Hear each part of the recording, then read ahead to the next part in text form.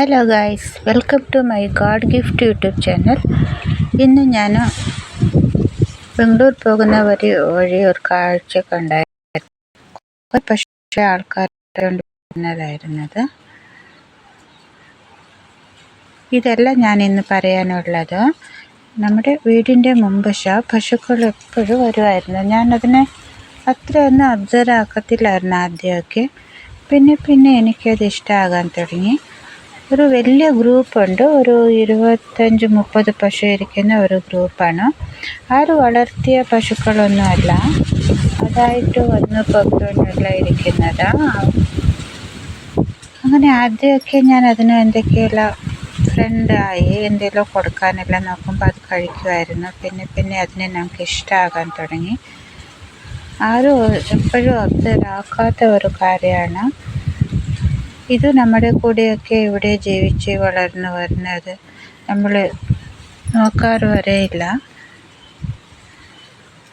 പിന്നെ ഞങ്ങൾക്ക് അവകളുടെ സ്നേഹം മനസ്സിലായി. നമ്മൾ എന്തെങ്കിലും കൊടുത്താൽ കഴിക്കുന്നത് നമ്മളെ ഇഷ്ടപ്പെടാൻ തുടങ്ങി, വളരെ ഫ്രണ്ട്ലി ആകാൻ തുടങ്ങി. അതൊക്കെ പിന്നെ ഹെൽത്തി ആയിട്ട് സുഖമായിട്ട് ജീവിച്ചുകൊണ്ടുണ്ട്. അതിന് ഏതിൻ്റെ ആവശ്യകത ഇല്ലയെന്ന് തോന്നി എനിക്ക്. രാവിലെ ഞാൻ ഏറ്റവും വരുന്നൊരു ദിവസം അപ്പം കണ്ട കാഴ്ചയാണ്. ആ പശുക്കളെല്ലാം വീടിൻ്റെ മുമ്പ് ഇവിടെ കണ്ണെത്ത ദൂരം വരെ കിടന്നിട്ടുണ്ടായിരുന്നു. ഇപ്പോഴും അവിടെ വന്ന് കിടക്കുന്നൊന്നും ഇല്ലായിരുന്നു. അന്നാണ് ആദ്യം ഞാൻ ആ കാഴ്ച കാണുന്നത്. എല്ലാവരുടെ ഫാമിലിയും ഉണ്ടായിരുന്നു. വേറെ അടുത്ത് എപ്പോഴും കിടങ്ങുന്ന പശുക്കളായിരുന്നത്. മൊത്തം അത് നമ്മുടെ വീടിൻ്റെ മുൻവശമായിരുന്നു.